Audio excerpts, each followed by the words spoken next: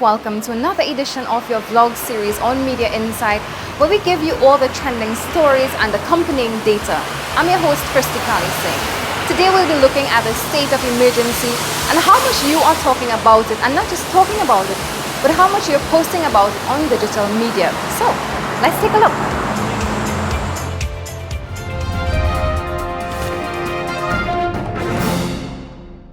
From midnight tonight,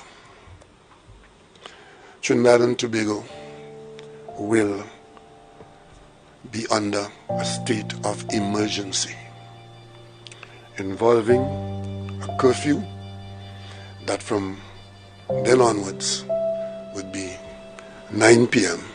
to 5 a.m.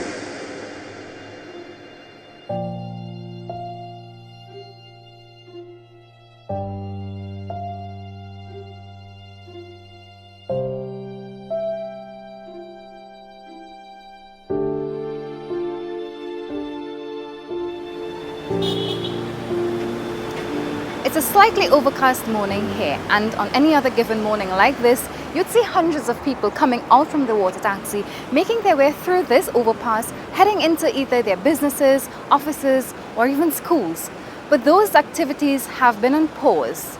And how long it will be on pause, well, that's only up to the government on whether or not we will get a 3-month extension for the state of emergency currently in place.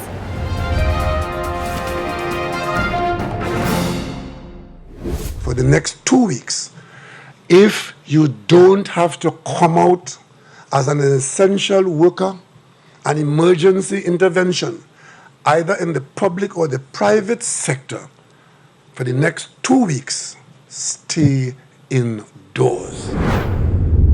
The halt in business activity comes as Prime Minister Dr. Keith Rowley declared a state of emergency in Trinidad and Tobago on May 15th.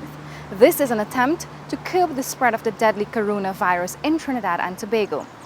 An 8-hour curfew was also imposed, running from 9 p.m. to 5 a.m., with certain exceptions including the oil and gas sector, the manufacturing sector, supermarkets, pharmacies, just to name a few. But whether or not this state of emergency will be extended until 3 months, well, that's still ongoing as the debate in Parliament still continues. We understand that certain amount of disruption is taking place, but it is more important, Madam Speaker, to be inconvenienced for a short while towards a permanent solution than not to do what has to be done now so that we can get to that place of better defense. Now, the last time there was a state of emergency in Trinidad and Tobago was in 2011, where, according to Police Commissioner Gary Griffith, every man and his dog asked for a curfew permit and it was practically given. But he has since made it clear that that would not be the case this time around, as Trinidad and Tobago is practically what he termed under a third wave of coronavirus. As the Commissioner of Police, what I am seeing in my objective is to say that there's a curfew, and unless you have curfew passes, the Trinidad and Tobago Police Service, we will stop you, we may apprehend you, we will pull you in for questioning, and persons may be arrested. Prior to that, in 1990, Trinidad and Tobago was under state of emergency after the Jamaat al-Muslimin tried to overthrow the government of that time. At 6 p.m. this afternoon, the government of Trinidad and Tobago was overthrown. The Prime Minister and members of the Cabinet are under arrest. We are asking everybody to remain calm. The revolutionary forces are commanded to control the streets. Fast forward 31 years to today, Trinidad and Tobago is not the only island under state of emergency, curfew, or as we call it, lockdown here in Trinidad and Tobago. Many other islands, including the likes of Guyana, Jamaica, even Barbados, just to name a few, are under state of emergency. Let's take a look at some of the other islands.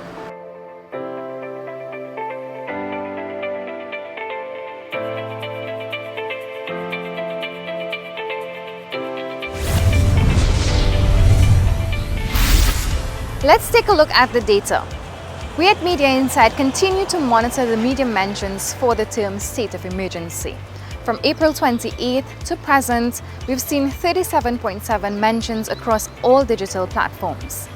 Key terms like state of emergency, lockdown, and curfew are some of the key sentiment drivers, with lockdown taking precedent, having over 15,000 mentions.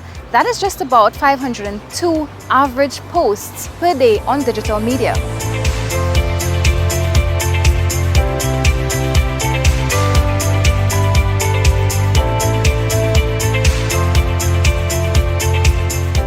The COVID-19 pandemic continues to spiral out of control, and the COVID-19 parallel healthcare system continues to be overwhelmed.